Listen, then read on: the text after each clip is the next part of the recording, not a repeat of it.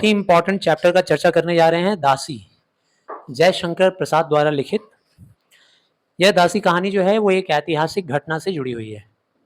जब भारतवर्ष में मोहम्मद गजनी, अफगानिस्तान का शासक, उसकी जब जड़ें धीरे धीरे भारतवर्ष में फैल रही थी, उसी समय की यह एक कहानी है जो शौर्य, बलिदान और त्याग से भरी हुई है।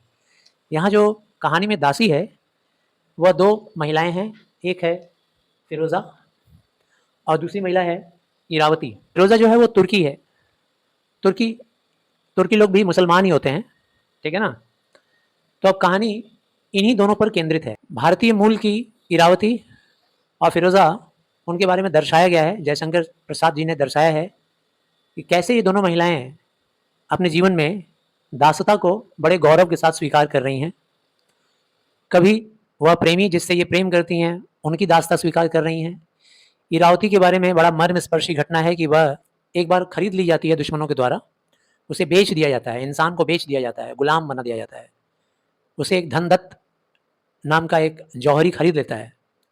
और जो लोग खरीद लेते हैं, जिनका कोई गुलाम होता है, तो गुलाम को नौकर जैसा पेश नहीं किया जाता है, चाहे जो कर सकते हैं उसके साथ, कुछ भी, उसे हम गोली से मार भी सकते हैं, उसके ऊपर कोई कानूनी कार्रवाई नहीं होगी।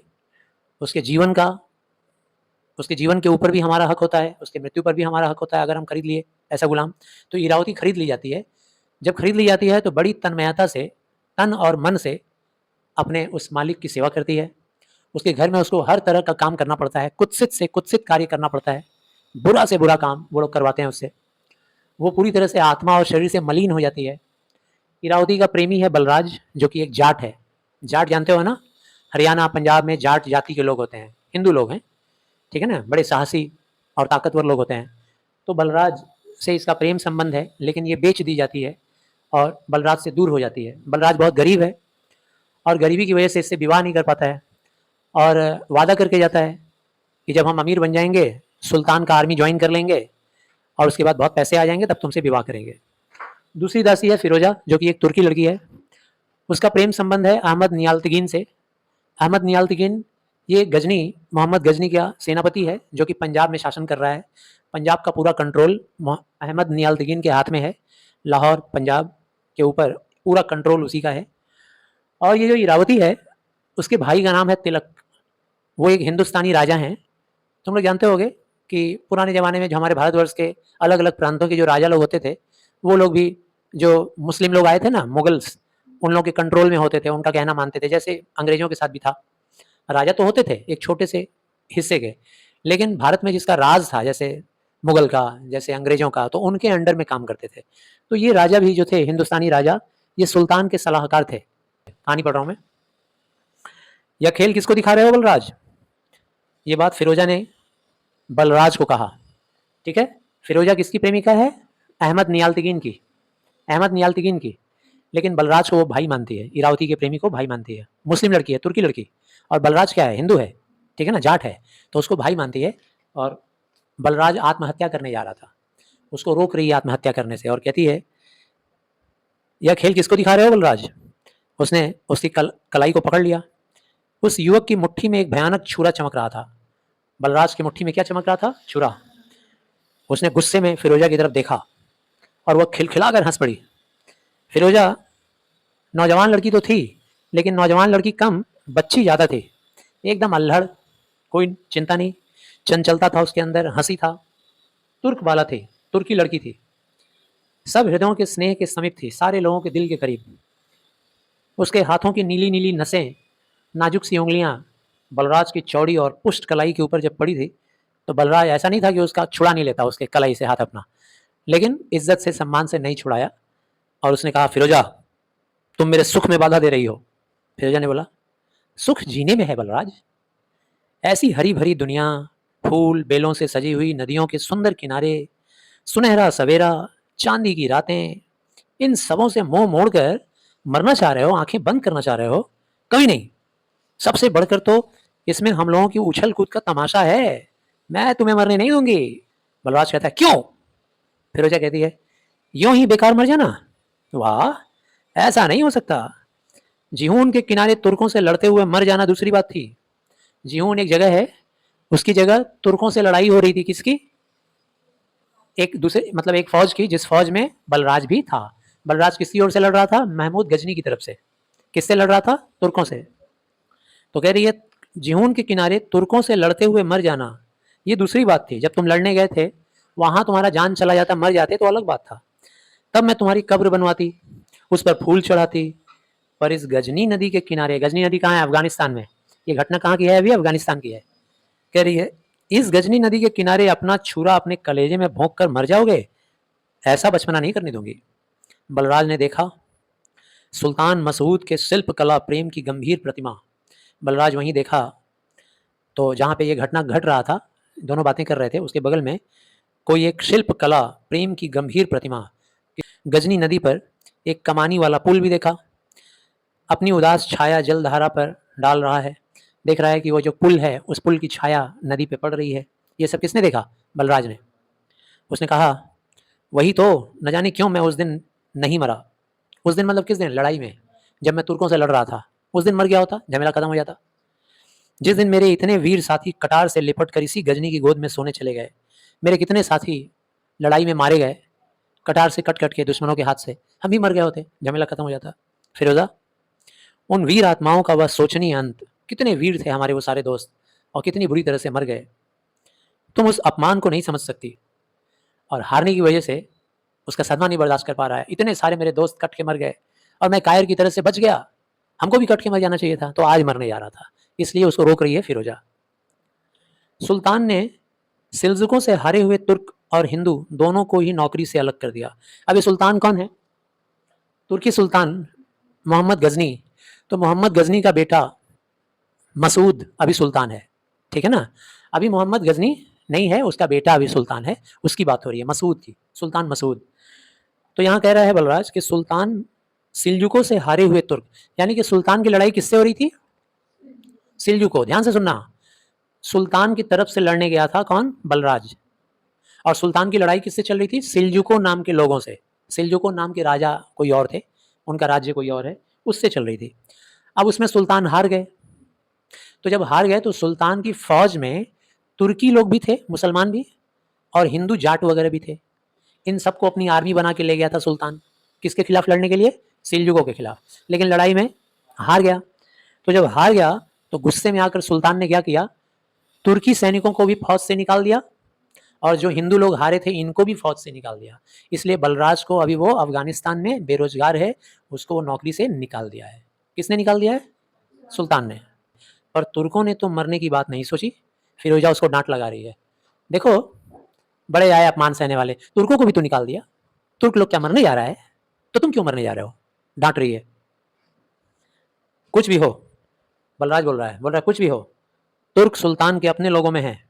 भाई सुल्तान भी मुस्लिम था, मसूद महमूद, और तुर्क लोग भी जो सैनिक लोग हैं जिनको निकाल दिया नौकरी से वो भी मुसलमान थे। तो बलराज यही युक्ति दे रहा है, बोल रहा है कि कुछ भी हो वो लोग तो अपने लोग हैं ना, हिंदू तो बेगाने ही हैं। फिरोजा, यह अपमान मरने से बढ़कर है। ये जो नौकरी से निकाल दिया कायर करार करके कि मैं किसी लायक नहीं हूं, ये मरने से भी बढ़ गया है अपमान। फिरोजा कहती है और आज किस लिए मरने जा रहे थे? उसने कहा वह सुनकर क्या करोगी तुम? इसका मतलब आज मरने का एक और विशेष कारण था। वो तो अपमान हुआ ही, आज मरने का एक और वजह था, और वो वजह था इरावती। क्योंकि उसने वादा किया था कि जब मैं फौज में जाऊंगा, लड़ूंगा, लड़कर अमीर हो जाऊंगा तो आके तुमसे शादी कर लूंगा। लेकिन अब नौकरी से निकल गया तो अब शादी हो नहीं पाएगा। अब वही एक प्रेमिका है, वही जिंदगी है। यदि आज किस लिए मरने जा रहे थे? तो कहता वह सुनकर क्या करोगी? कहकर बलराज छुरा फेंक कर एक लंबी सांस लेकर चुप हो रहा। फिरोजा ने उसका कंधा पकड़कर हिलाते हुए कहा, कंधा पकड़ के हिलाई और बोली सुनूंगी क्यों नहीं, अपनी डॉट डॉट डॉट दिया हुआ है ना, मतलब बोलना चाह रही है अपनी उसके लिए। हाँ उसी के लिए। कौन है वो? कैसी है बलराज? गोरी सी है मेरी ही तरह, वह भी दुबली पतली है ना। कानों में कुछ पहनती है क्या? और गले में? बलराज बोला कुछ नहीं फिरोजा, मेरी ही तरह वह भी कंगाल है। मैंने उससे कहा था कि लड़ाई पर जाऊंगा और सुल्तान की लूट में मुझे चांदी सोने की ढेरी मिलेगी, तब अमीर हो जाऊंगा, तब आकर तुमसे ब्याह करूंगा। फिरोजा कहती है तब भी मरने जा रहे थे? अरे इतना बड़ा प्रॉमिस करके रखे हो, वादा करके रखे हो, किसी के लिए जी रहे हो, तब भी मरने जा रहे थे? खाली हाथ ही लौट कर उससे भेंट करने की, अरे कुछ नहीं पाए, कुछ नहीं कमाए तो कम से कम खाली हाथ उससे भेंट तो करने का मन करता होगा। एक बार मिल लें, खाली हाथ ही सही। उसे एक बार देख लेने की तुम्हारी इच्छा नहीं हुई? तुम बड़े पाजी हो, जाओ मरो या जियो, मैं तुमसे नहीं बोलूँगी। तब थोड़ा नरम होके कहता है, सचमुच फिरोजा ने सॉरी सचमुच फिरोजा ने मुँह फेर लिया। वह जैसे रूठ ही गई थी। बलराज को उसके इस भोलेपन पर हँसी नहीं आई। वह सोचने लगा, फिरोजा के हृदय में कितना स्नेह है, कितनी प्यारी है ये लड़की फिरोजा। सोचो एक महिला के लिए कितना सोच रही है, कितना उल्लास है। उसने पूछा, फिरोजा तुम भी तो लड़ाई में पकड़ी हुई गुलामी भुगत रही हो। आप समझ में आया पहली गुलाम कौन है? दासी फिरोजा लड़ाई में पकड़ी हुई गुलाम है।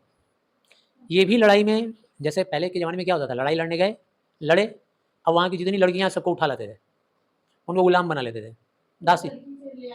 हाँ, तो ये जो गजनी है, ये गजनी, मोहम्मद गजनी या सुल्तान मसूद, ये लोग किसी लड़ाई में इसको भी उठा कर लाए हैं। क्या तुमने कभी अपने जीवन पर विचार किया है? किस बात का उल्लास है तुम्हें? गुलाम हो और इतना हँसी खुशी, इतना उल्लास क्यों? तब कहती है फिरोजा, अब यहीं से आपको पता चलेगा कि गुलामी में रह के, दासी बन के भी देखो कैसा ज़िंदगी जी रही है। कह रही है, मैं अब गुलाम में नहीं रह सकूँगी। अहमद जब हिंदुस्तान जाने लगा था, हिंदुस्तान किसने भेजा अहमद को? सुल्तान ने। सुल्तान ने भेजा है अहमद को हिंदुस्तान में, पंजाब में भेजा है, जाओ जाके शासन करो पंजाब में। तभी उसने राजा साहब से कहा था राजा साहब से मतलब किससे? तिलक से। राजा साहब कौन है? हिंदुस्तानी राजा तिलक। ये हिंदुस्तानी राजा भी गुलाम है किसके? सुल्तान के। सुल्तान के ही गुलाम राजा साहब भी हैं, ये भी अफगानिस्तान में है, और अहमद भी अफगानिस्तान में था। ये सब गुलामी करते हैं किसके? सुल्तान मसूद के, गजनी का सुल्तान। अहमद जब हिंदुस्तान जाने लगा था, तभी उसने राजा साहब से कहा था, मैं 1000 सोने के सिक्के भेजूंगा। कौन भेजेगा? अहमद। कहाँ से भेजेगा? भारतवर्ष से। किसके पास भेजेगा? पंजाब से भेजेगा, सुल्तान के पास नहीं, राजा तिलक के पास। भाई तिलक। भाई तिलक क्यों बोल रहा है? क्योंकि वो अहमद जो था वो दोस्त था किसका? राजा तिलक का। तुम उसे लेकर फिरोजा को छोड़ देना। फिरोजा किसके अंडर में है? राजा तिलक के अंडर में है। और वह हिंदुस्तान आना चाहे तो उसे भेज देना। कहाँ है अभी फिरोजा? अफगानिस्तान में, गजनी में। इसीलिए जब वो आना चाहेगी अगर, तो पैसे ले लेना और लेकर उसको हिंदुस्तान आना चाहे तो भेज देना। अब वह थैली आती ही होगी, फिरोजा कह रही है, मैं छुटकारा पा जाऊंगी, और गुलाम ही रहने पर रोने की कौन सी बात है। और मान लो कि अगर अहमद पैसा नहीं भी भेज पाएगा, मैं गुलाम ही अगर मान लो हूँ, तो इसमें मरने की कौन सी बात है, रोने की कौन सी बात है भाई? मर जाने की इतनी जल्दी क्यों है? तुम देख नहीं रहे हो कि तुर्कों में एक नई लहर आ गई है? देखो तुर्कों में कितना नया एनर्जी आ गया है।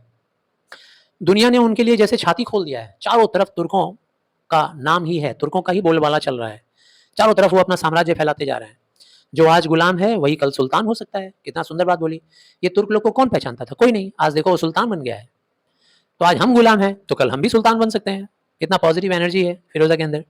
फिर रोना किस बात का? जितनी देर हंस सकती हूँ उस समय को रोने में क्यों बिताऊं? उसको एनर्जी से भर रही है। किसको? बलराज को। बलराज कहता है, तुम्हारा सुखमय जीवन और भी लंबा हो फिरोजा, किंतु आज तुमने जो मुझे मरने से रोक दिया ना, यह अच्छा नहीं किया। फिरोजा कहती है, कहती तो हूँ बेकार ना मरो। क्या तुम्हारे मरने के लिए कोई क्वेश्चन मार्क, मतलब कोई मरने का अगर कोई एक एम रहता, उद्देश्य रहता तो अच्छा रहता ना। क्या तुम्हारे मरने का कोई उद्देश्य नहीं है? कुछ भी नहीं फिरोजा। कहता है बलराज, हमारी धार्मिक भावनाएं बटी हुई हैं। बोल रहा है, किसके लिए मरे बताओ? किस धर्म के लिए? क्या हिंदू धर्म के लिए मरे? हमारे देश में कितने राजा हैं, कितने तरह के शासन चलते हैं। हिंदू का कोई इकट्ठापन है ही नहीं है। सामाजिक जीवन दम्भ से है। हमारा जो सोसाइटी का जीवन है वो भी प्राइड से भरा हुआ है, घमंड से। राजनीतिक क्षेत्र कला और स्वार्थ से जुड़ा हुआ है। जितना राजनीति है हमारी कंट्री में, वो सब छोटा छोटा राज्य के राजा लोग हैं, अपने अपने स्वार्थ के लिए लड़ते हैं। कुछ अपना बोल के है ही नहीं। शक्तियां हैं पर उनका कोई केंद्र नहीं है। पावर तो है हमारे यहाँ, लेकिन सेंट्रलाइज्ड पावर नहीं है। जैसे आज हमारे यहाँ सेंट्रलाइज्ड पावर है, इंडिया बोल के। सब लोग इंडिया के लिए लड़ता है। कोई कश्मीर के लिए नहीं लड़ता है, कोई पंजाब के लिए नहीं लड़ता है, कोई बंगाल के लिए नहीं लड़ता है, इंडिया के लिए लड़ता है। किस पर अभिमान हो, किसके लिए जान दो? फिरोजा कहती है, तो चले जाओ हिंदुस्तान में, मरने के लिए कुछ खोजो, मिल ही जाएगा, जाओ ना। कहीं वह तुम्हारी मिल जाए तो किसी झोपड़ी में ही काट लेना जिंदगी उसके साथ। न सही अमीरी, किसी तरह तो कट जाएगी जिंदगी। जितने दिन जीने के हों उन पर भरोसा रखना।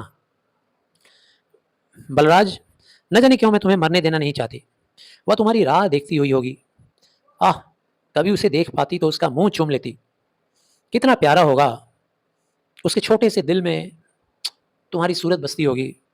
लो ये 5 दिरहम ले लो। 5 छोटी छोटी असरफियाँ रखती है उसके हाथों में, कहती है लो, मुझे कल राजा साहब ने इनाम में दिए थे। राजा साहब ने किसने? तिलक ने। इन्हें लेते जाओ। ये किसकी गुलामी करती है? राजा साहब की, तिलक की गुलामी करती है। तो इसके सेवा से खुश होकर के 5 असरफी इसको दिए थे, अब वही इसको दे रही है। कह रही है ले लो, लेते जाओ। देखो उससे जाकर भेंट जरूर करना, चले जाओ, मरो मत। फिरोजा की आंखों में आंसू भरे थे, तब भी वह जैसे हंस रही थी। शायद वह 5 धातु के टुकड़ों को बलराज के हाथ पर रखकर झाड़ियों में घुस गई। बलराज चुपचाप अपने हाथ पर के उन चमकीले टुकड़ों को देख रहा था। हाथ नीचे झुका, धीरे धीरे टुकड़े उसके हाथ में खिसक पड़े। मुट्ठी में बंधे हुए वो बैठ गया। सामने एक पुरुष खड़ा मुस्कुरा रहा था। सामने एक पुरुष, किसके सामने? बलराज के सामने। सामने कौन खड़ा था? सामने कौन खड़ा था? राजा साहब। बलराज जैसे ही राजा साहब आए बोले बलराज। बलराज को पहचानते थे। बलराज बोला राजा साहब। उठ के खड़ा हो गया तुरंत सम्मान में। सामने कौन था? तिलक, महाराज तिलक। राजा ने बोला मैं सब सुन रहा था। हिंदुस्तानी राजा थे ना, कह रहे हैं सब सुन रहा था। मैं भी तुमको यही सलाह दूंगा, हिंदुस्तान चले जाओ। फिरोजा ने तुमको ठीक सलाह दिया, मैं भी तुमको यही सलाह दूंगा, किंतु एक बात है। बोला बलराज क्या? क्या राजा साहब? मैं तुम्हारे दुख का अनुभव कर रहा हूँ। जो बातें तुमने अभी फिरोजा से कही है, उन्हें सुनकर मेरा हृदय हिल गया है, किंतु क्या करूं, आकांक्षा का नशा पी लिया है। अब ध्यान से समझना कि राजा क्यों अफगानिस्तान में बैठा है, क्यों गुलामी कर रहा है, क्यों सलाहकार बन के बैठा है, अपने कारण बता रहा है। बोल रहा है एम्बिशन का नशा चढ़ गया है मेरे ऊपर। एम्बिशन जानते हो ना, कुछ जिंदगी में बड़ा करना, बड़ा बनना, महत्वाकांक्षा, वही मुझे बेबस किए हुए है। जिस दुख से मनुष्य छाती फाड़कर चिल्लाने लगता हो, सिर पीटने लगता हो, वैसी प्रतिकूल परिस्थितियों में भी केवल सिर नीचा कर चुप रहना अच्छा समझता हूँ। मेरा ऐसा दशा हो गया है। सोचो मेरी कैसी दशा है। अपने देश, अपने गांव, अपनी बहन से दूर यहाँ पड़ा हूँ, गुलामी कर रहा हूँ। राजा बन के हमको राजा का सम्मान मिल गया है। यही तो मैं चाहता था कि हमको बहुत बड़ा ओहदा मिल जाए, पदवी मिल जाए। सुल्तान ने हमको दे दिया और उसके बदले में मैं अपनी बहन से दूर हूँ। क्या ही अच्छा होता कि जिस सुख में आनंदातिरेक से मनुष्य उन्मत्त हो जाता है, उसे भी मुस्कुरा कर टाल दिया करूं। सो नहीं होता। एक साधारण स्थिति से मैं सुल्तान के सलाहकारों के पद तक तो पहुंच गया हूं। एक मामूली सा सिपाही था मैं, और आज क्या हूं? सुल्तान का सलाहकार। कई सलाहकार हैं, ये अकेला नहीं है, और भी कई हैं, उनमें से एक ये भी है। मैं भी हिंदुस्तान का ही एक कंगाल था। समझ आ रहा बात? प्रतिदिन की मर्यादा वृद्धि, राजकीय विश्वास, उसमें सुख की अनुभूति ने मेरे जीवन को पहेली बनाकर, खैर जाने दो यार। मैंने सुल्तान के दरबार में जितना सीखा है, मैंने सुल्तान के दरबार में जितना सीखा है, वही मेरे लिए बहुत है। एक बनावटी गंभीरता, सब बनावटी है मेरा जीवन। छल पूर्ण विनय, धोखे वाला एंजॉयमेंट। ओह कितना भीषण है यह विचार। मैं धीरे धीरे इतना बन गया हूँ ना, इतना नकली इंसान बन गया हूँ। मेरे हृदय घूंघट पलटने नहीं पाती। मेरा जो दिल है वो चेंज नहीं हो पाता है। ऐसा चेंज हो गया हूँ मैं। लोगों को मेरी छाती में हृदय के होने का संदेह हो चला है। लोगों को डाउट होता है कि मेरे सीने में दिल भी है कि नहीं। फिर भी मैं तुमसे अपनी सहृदयता क्यों प्रकट करूं?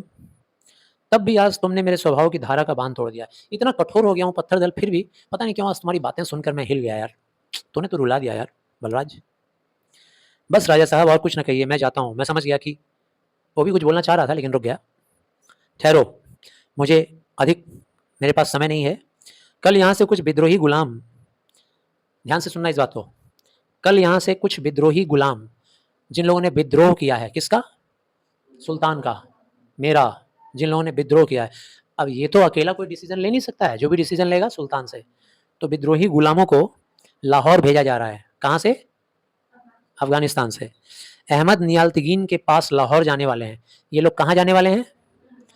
अहमद नियाल्तगीन अभी कहाँ पर है? पंजाब में है। कौन भेजा था उसको? सुल्तान। सुल्तान ने भेजा था, राजा ने भेजा था, जो भी बोलो, ठीक है ना। अभी वो वहां पे है। अब उसी के पास जा रहे हैं कौन लोग? विद्रोही गुलाम लोग। उन्हीं के साथ तुम भी चले जाओ। कहाँ चले जाओ? मतलब इंडिया में घुस जाओ, अफगानिस्तान के बाउंड्री से निकल के वहां चले जाओ। ये लो, कहते हुए सुल्तान के विश्वासी राजा, सुल्तान के राजा तिलक ने बलराज के हाथों में थैली रख दी। बलराज के हाथ में एक गठरी रख दिया। बलराज वहां से चुपचाप चल पड़ा। थैली में क्या था? कुछ पैसा ऐसा रहा होगा, खर्चा पानी दे दिया उसको। तिलक सुल्तान महमूद का अत्यंत विश्वासपात्र हिंदू कर्मचारी था। समझ में आया लाइन? अपने बुद्धि बल से कट्टर यवनों के बीच अपनी प्रतिष्ठा दृढ़ रखने के कारण सुल्तान मसूद के शासनकाल में भी वह उपेक्षा का पात्र नहीं था। अब ये सुल्तान मसूद कौन है? तो सुल्तान मोहम्मद का बेटा, मोहम्मद गजनी, उसका बेटा है मसूद। ठीक है ना? यानी कि मोहम्मद गजनी के टाइम में वो राजा बना अफगानिस्तान में, और अभी मसूद के शासनकाल में भी उसको सम्मान मिलता था अफगानिस्तान में। बहुत वफादार था राजा तिलक। वह अपने को हिंदू ही समझता था, रहता तो था अफगानिस्तान में, लेकिन अपने आप को पूरा कट्टर हिंदू। चाहे अन्य लोग उसे जो भी समझते रहे हों, बलराज की बातें वह सुन चुका था। आज उसकी मनोवृत्तियों में भयानक हलचल थी, उसके दिल दिमाग में बहुत हलचल चल रहा था। सहसा उसने पुकारा, फिरोजा। फिरोजा कहाँ चली गई थी? झाड़ियों में। झाड़ियों से निकल कर फिरोजा ने उसके सामने सिर झुका दिया। आई, क्या हुक्म है महाराज? सामने आई, गुलाम थी ना। तिलक ने उसके सिर पर हाथ रखते हुए कोमल स्वर में पूछा, तुम अहमद के पास हिंदुस्तान जाना चाहती हो? किस शर्त पे छोड़ना था उसको? पैसा मिलेगा 1000 असरफी तब। लेकिन आज ऐसे ही उसका दिल में इंसानियत जाग उठा था। फिरोजा के हृदय में कंपन होने लगा, कुछ बोल नहीं पाई। अहमद के साथ रहना चाहती थी ना, अहमद नाम था ना उसका, अहमद के साथ रहना चाहती थी। और अहमद कहाँ था?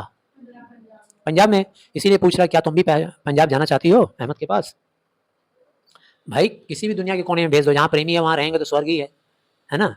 इसीलिए पूछ रहा है, क्या तुम भी वहाँ जाना चाहती हो? फिरोजा ने हृदय की कंपन उठा, कुछ नहीं बोली। तिलक ने कहा, डरो मत, साफ साफ कहो, क्या अहमद ने आपके पास दिनारे भेज दी? अब देखो कितनी वफादार दासी है। दासी है, इस खबर पे तो उछल जाना चाहिए, लेकिन फिर भी पूछती है, ईमान की पक्की है। कह रही है, क्या अहमद ने आपको वादे के मुताबिक 1000 दिनार भेज दिया कि आप उनको छोड़ रहे हैं? तिलक ने हंसकर कहा, सो तो उसने नहीं भेजी, तब भी तुम जाना चाहती हो तो मुझसे कहो। फिर भी अगर जाना चाहती हो तो बोलो, भेजा तो नहीं है। उसने कहा, मैं क्या कह सकती हूँ, जैसी मेरी, बोलने का मतलब है जैसी मेरी किस्मत, जो भी मेरी किस्मत में लिखा हो। कहते कहते उसकी आंखों से आंसू छलछला उठे। तिलक ने कहा, फिरोजा तुम जा सकती हो, कुछ सोने के टुकड़ों के लिए मैं तुम्हारा हृदय नहीं कुचलना चाहता। सच? आश्चर्य भरी कृतज्ञता उसकी वाणी में थी। उसने बोला, सच? कृतज्ञ हो गई, एहसान से भर गई।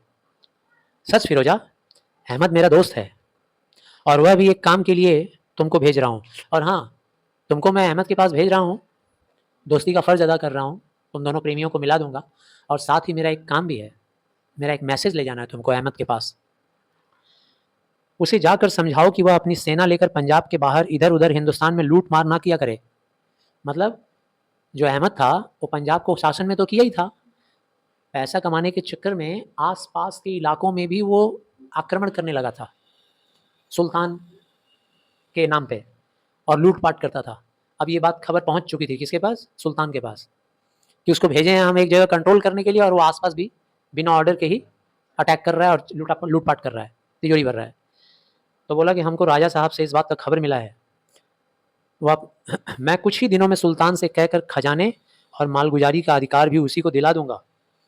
उसको पावर चाहिए ना अहमद को, हम दिला देंगे। उसको बोलो कि वो अपना हरकत रोके। मालगुजारी मतलब टैक्स, टैक्स डिपार्टमेंट का जिम्मेदारी भी उसी को दिलवा देंगे, खजाने का भी जिम्मेदारी उसी को दिला देंगे। अब तो खुश हो जाएगा। कहो कि आक्रमण ना करे, थोड़ा समझ कर धीरे धीरे काम करने से सब हो जाएगा। समझदारी से काम लेगा ना अहमद, बहुत अमीर बन जाएगा। दरबार में इस पर गर्मा गर्मी है कि अहमद की नीयत खराब है। सुल्तान के दरबार में आजकल बहुत बातचीत हो रहा है कि अहमद बहुत गलत कर रहा है। कहीं ऐसा ना हो कि मुझी को सुल्तान इस काम के लिए ना भेजे, कहीं हम ही को भेज दिया सुल्तान तो कि जाओ अपना सैनिक लेकर के लड़ाई करो उससे, अहमद से, मेरा दोस्त से हम लड़ाई करेंगे। फिरोजा, मैं हिंदुस्तान नहीं जाना चाहता, मेरी एक छोटी बहन थी, क्या दुख उसने पाया, मरी या जीती है, इन कई वर्षों में मैंने इसे जानने की चेष्टा भी नहीं की। क्यों नहीं चेष्टा की? समझ में आया ना? महत्वाकांक्षी था, कुछ बड़ा बनना चाहता था, इसीलिए लौट के नहीं देखा पीछे, सक्सेस चाहता था। आज तक अपनी आकांक्षा में भूला हुआ, अपने आराम में मस्त, अपनी उन्नति में खो गया हूँ। गजनी में बैठा हुआ हिंदुस्तान को, अपनी जन्मभूमि को, अपनी बहन को, दुख दर्द को भूल गया हूँ। सुल्तान महमूद के लूटों की गिनती करना, उस रक्त रंजित धन की तालिका बनाना मतलब खून में नहाया हुआ जो धन सुल्तान लूट कर ले आता है, उसका टेबल बनाना कि कितना लूटा है, यही सब मेरा काम रह गया है। हिंदुस्तान के ही शोषण के लिए सुल्तान को नई नई तरकीबें बताना, यही तो मेरा काम था, जिससे आज मेरी इतनी प्रतिष्ठा है। जहाँ मैंने जन्म लिया है उसी को कैसे बर्बाद किया जाए, कैसे शोषण किया जाए, इसके बारे में मैं सुल्तान को नया नया तरकीब बताता हूँ। यही तो मेरा काम था, जिससे आज मेरी इतनी इज्जत है। दूर रहकर मैं वहाँ कुछ कर सकता था, अब अपने देश से दूर होकर तो मैं कुछ कर सकता था, लेकिन देश में रह के क्या करूँगा, उसकी क्या मदद कर पाऊँगा। अगर कभी हिंदुस्तान कहीं मुझे जाना पड़ा तो उसकी गोद में फिर रहना पड़ा तो मैं क्या कर पाऊँगा। फिरोज़ा, मैं वहाँ जाकर पागल हो जाऊँगा। इतने दिनों से निर्वासित हूँ मैं वहाँ से, मुझे भुला दिया गया है, मैं एक ऐसा अपराधी हूँ जिसे लोगों ने मुझे भुला दिया है। इरावती मेरी बहन, मैं उसे क्या मुँह दिखाऊँगा। वो कितने कष्टों से जीती होगी बेचारी, या मर गई हो तो भी कौन जानता है फिरोज़ा। अहमद से कहना मेरी मित्रता के नाते मुझे इस दुःख से बचा ले। वहाँ जब तुम जाओगी तो अहमद से ये कहना कि वो मेरी बहन की जान बचा ले, मेरी बहन को ढूँढ ले। फिरोज़ा कहती है मैं आऊँगी, फिरोज़ा कहती है मैं जाऊँगी और इरावती को खोज निकालूँगी। राजा साहब, आपके हृदय में इतनी दर्द है, आज तक मैं नहीं जानती थी। मुझे तो यही मालूम था कि अनेक अन्य तुर्क सरदारों के समान आप भी रंग रलियों में समय बिता रहे हैं, किंतु बर्फ़ से ढकी हुई चोटियों के नीचे भी ज्वालामुखी होता है। आप ऊपर से इतने शांत और अंदर से आपके अंदर इतनी बड़ी ज्वालामुखी, इतनी आग, ये मैं नहीं जानती थी। तो जाओ फिरोज़ा, राजा तिलक कहते हैं, मुझे बचाने के लिए उस भयानक आग से जाओ जिस आग में मैं जल रहा हूँ, मुझे बचा लो, जिससे मेरा हृदय जल उठता है। मेरी रक्षा करो। कहते हुए राजा तिलक उसी जगह बैठ गए। फिरोज़ा खड़ी थी। धीरे धीरे राजा के मुख पर एक शांति आ चली। अब अंधकार हो चला था। गजनी नदी के लहरों पर से शीतल पवन उन झाड़ियों में भरने लगा था। सामने ही राजा साहब का महल था। उसका शुभ्र गुंबद उस अंधकार में, यानी कि राजा तिलक का महल कहाँ था? गजनी नदी के किनारे, उस झाड़ियों के बगल में। उसका शुभ्र गुंबद, महल का जो गुंबद था, उस अंधकार में अभी अपनी उज्ज्वलता के सिर ऊंचा किए हुए था। चारों तरफ अंधेरा छा गया था, लेकिन आसमान का उजाला भी गुंबद पे पड़ रहा था। तिलक ने कहा, फिरोज़ा, जाने के पहले अपना वह गाना सुनाती जाओ। फिरोज़ा तो उन्हीं की गुलामी किया करती थी ना, उनकी सेवा करती थी। इस बंधन में बंधी थी कि जब तक 1000 अशर्फियाँ राजा को नहीं मिलेगी, उसे छोड़ा नहीं जाएगा। लेकिन आज राजा का मन मस्तिष्क, उनका दिल पिघल गया और वो फिरोज़ा को छोड़ रहे हैं, जाने के पहले गाना सुनना चाहते हैं। फिरोज़ा गाने लगी। उसने गीत की ध्वनि थी, मैं जलती हुई दीप शिखा हूँ और तुम हृदय रंजन प्रभात हो। जब तक तुम्हें नहीं देख लेती मैं जला करती हूँ, और जब तुम्हें देख लेती हूँ तब मेरा अस्तित्व का अंत हो जाता है। यही उसका गाना था, मेरे प्रियतम। उस गाने में बोलती है मेरे प्रियतम। उसका प्रियतम तो अहमद नियाल्तगीन था। संध्या की अंधेरी झाड़ियों में गीत की गुंजार घूमने लगी। अब यहाँ ये सीन ख़त्म हुआ और कैसे फिर फिरोज़ा पहुँचती है भारत में, यहाँ ये डिटेल्स नहीं दिया हुआ है, लेकिन वो भारत पहुँचा दी जाती है अहमद नियाल्तगीन के पास। अब दूसरा सीन शुरू होता है जिसमें दिखाई देता है कौन? बलराज फिर से। अब बलराज पहुँच गया है काशी। काशी के विश्वनाथ मंदिर में खड़ा है भगवान के सामने। अब यहाँ आ जाओ आप। बलराज पहुँच चुका है भारत और विश्वनाथ मंदिर काशी में है। यदि एक बार उसे देख पाता, पर यह होने का नहीं है। निष्ठुर नियति, कितनी बेदर्द है ये किस्मत। उसकी पवित्रता पंकिल हो गई होगी, बलराज कह रहा है अपनी प्रेमिका इरावती के बारे में। अब तो उसकी उज्ज्वलता को, उसकी प्योरिटी को आताताइयों के, मतलब बदमाशों के काले हाथों ने अपना छाप लगा दिया होगा उसकी सुंदरता और उसके सादगी पर, पवित्रता पर। तब उससे भेंट करके क्या करूँगा? क्या करूँगा उसकी कल्पना के स्वर्ण मंदिर का खंडर देखकर? मैंने जो अपना कल्पना में किया था स्वर्ण मंदिर, मेरी इरावती, अब तो वो खंडर हो गई होगी। कहते-कहते बलराज ने अपने मजबूत पंजों को पत्थरों के जकड़े हुए मंदिर के दीवार पर दे मारा। वह शब्द एक क्षण में विलीन हो गया। एक ही क्षण में वो शब्द गायब हो गया। युवक की आरक्त आँखों ने उस विशाल मंदिर को देखा और वह पागल सा उठ खड़ा हुआ। परिक्रमा के ऊँचे-ऊँचे खंभों से धक्के खाता हुआ घूमने लगा। गर्भगृह मतलब मंदिर का जो बेसमेंट था, उसके द्वारपालों पर उसकी दृष्टि पड़ी। वे तेल से चुपड़े हुए काले-काले दूत भीषण त्रिशूल से जैसे युवक की ओर संकेत कर रहे थे। ठिठक गया एक बार। सामने देवगृह के समीप घी का एक अखंड दीप जल रहा था। केसर, कस्तूरी, आगरू से मिश्रित फूलों की दिव्य सुगंध की महक आ रही थी भीतर से। उसका जो विद्रोही हृदय था भगवान के प्रति, वो नहीं चाहता था कि वो भगवान के सामने झुके, लेकिन सिर सम्मान से झुक ही गया। देव, मैंने अपने जीवन में जानबूझकर कोई पाप नहीं किया है, मुझे इतनी सज़ा क्यों दे रहे हो? मैं किसके लिए क्षमा मांगूं? गजनी के सुल्तान की नौकरी, वह तो मेरे वश में नहीं थी, क्योंकि मुझे रोज़गार करने के लिए काम करना पड़ा वो। किंतु फिर भी मैं आपसे मदद मांगता हूँ, आपसे क्षमा मांगता हूँ। एक बार और एक चीज़ और मैं आपसे मांगता हूँ, एक बार उस अपनी प्रेम प्रतिमा का दर्शन करना चाहता हूँ मैं, कृपा करो मुझ पर, मुझे बचा लो भगवान, मेरी इरावती से मुझे मिला दो। प्रार्थना करके युवक ने सिर उठाया ही था, तभी उसको महसूस हुआ कि बगल से कोई जा रहा है। उसके बगल से घूम कर देखने लगा, एक स्त्री रेशमी कपड़े पहने हुए, हाथ में फूल की सजी डाली लिए हुए चली जा रही थी। युवक पीछे पीछे उसके चल लिया। परिक्रमा के एक स्थान पर पहुंचकर उसने डाउटफुल तरीके से पुकार कर कहा, इरावती। वह स्त्री तुरंत घूम कर खड़ी हो गई। बलराज ने जैसे ही देखा इरावती, तुरंत दोनों हाथें फैलाकर दौड़ पड़ा उसको आलिंगन करने के लिए, गले लगाने के लिए। इरावती ने कहा, ठहरो। बलराज ठिठक कर रुक गया। उसने बोला, क्यों इरावती, क्या तुम मेरी वाग्दत्ता पत्नी नहीं हो? वाग्दत्ता पत्नी मतलब जिससे शादी होने की बात हो चुकी थी। क्या हम लोगों का वहनी देवी के सामने परिणय नहीं होने वाला था? क्या हमारा तुम्हारा शादी नहीं होने वाला था अग्नि देवता के सामने? इरावती ने कहा, हाँ होने वाला था, किंतु हुआ तो नहीं। बलराज, तुम मेरी रक्षा नहीं कर सके। मैं आतताइयों के हाथ से कलंकित की गई। आतताई मतलब बदमाश लोग, आवारा गुंडे लोग, अराजक तत्व। उन लोगों ने मुझे कलंकित किया, मेरी इज्जत, मेरी आबरू लूट ली गई। फिर तो तुम मुझे पत्नी रूप में कैसे ग्रहण करोगे? तुम तो वीर हो, पुरुष हो, तुम्हारे पुरुषार्थ के लिए बहुत सी महत्वाकांक्षाएं हैं। जाओ अपनी महत्वाकांक्षाओं को ढूंढ लो, मुझे भगवान की शरण में छोड़ दो। मेरा जीवन बस अनुताप की ज्वाला से झुलसा हुआ मेरा मन, मेरा ये जीवन बस पश्चाताप का आंसू रो रहा है, दुख का आंसू रो रहा है। अब मैं प्रेम के योग्य नहीं हूँ। बलराज कहता है, प्रेम की पवित्रता की परिभाषा अलग है इरावती। मैं तुमको प्यार करता हूँ, तुम्हारी पवित्रता से मेरे मन का अधिक संबंध नहीं हो सकता है। चलो हम तुरंत विवाह कर लेते हैं। ये डॉट डॉट डॉट के अंदर यही सेंस है। और कुछ भी हो, मेरे प्रेम की वहनी, वहनी मतलब आग, मेरे प्रेम की आग जो है ना, वो तुम्हारी पवित्रता को अधिक उज्जवल कर देगी। आग हर चीज़ को पवित्र बना देता है। इरावती कहती है, क्यों भाग चलूं? ऐसा तो नहीं हो सकता। मैं कृतदासी हूँ। कृतदासी मतलब मैं अपने कर्म से दासी बनी हूँ जानबूझकर। जब मलेच्छों ने मुझे मुल्तान की लूट में, मलेच्छ मतलब वो आपने बाहुबली फिल्म देखा होगा, जिसमें बाहुबली का झगड़ा जिन लोगों से हो रहा है ना, काले गलूटे लोग, शैतान जैसे, राक्षस जैसे, वो सब मलेच्छों की कैटेगरी में आते हैं, जिनका कोई जाति नहीं, कोई धर्म नहीं, लूटपाट करना, लोगों की इज्जत आबरू से खेलना, यही उनका काम होता है। तो कहती है, मलेच्छों ने जब मुझे मुल्तान की लूट में पकड़ लिया, मैं उनकी कठोरता में जीवित रहकर बराबर उनका विरोध करती रही। वो लोग मेरे विरोध की वजह से रोज़ हमको कोड़े लगाते थे। बांध कर मैं लटका दी गई, फिर भी मैं अपने हट से नहीं डिगी। मैं जिद में अड़ी रही, मैं अपना इज्जत लुटने नहीं दी। एक दिन कन्नौज के चतुष्पथ पर, कन्नौज उत्तर प्रदेश से कानपुर में है, एक दिन कन्नौज के चतुष्पथ चौराहे पर घोड़ों की बिक्री हो रही थी। उसी के साथ मुझे भी आतताइयों ने खड़ा किया और मुझे भी बेच दिया। मैं बिक गई 500 दिरहम पर। 500 दिरहम, दिरहम करेंसी है, जैसे रुपया पैसा होता है वैसे ही। 500 दिरहम पर मुझे खरीदा। किसने खरीदा? काशी के एक महाजन, एक सुनार थे, स्वर्णकार, उन्होंने मुझे खरीद लिया, जिनका नाम था धनदत्त। तुमने न सुना होगा कि मैं किन किन नियमों के साथ बिकी हूँ। मैंने लिख कर स्वीकार किया है, जानते हो, एग्रीमेंट मैंने बनाया है। उसमें मैंने लिखा है कि मैं अपने मालिक के घर का कुत्सित से कुत्सित कर्म करूँगी, गिरा से गिरा काम भी मैं करूँगी।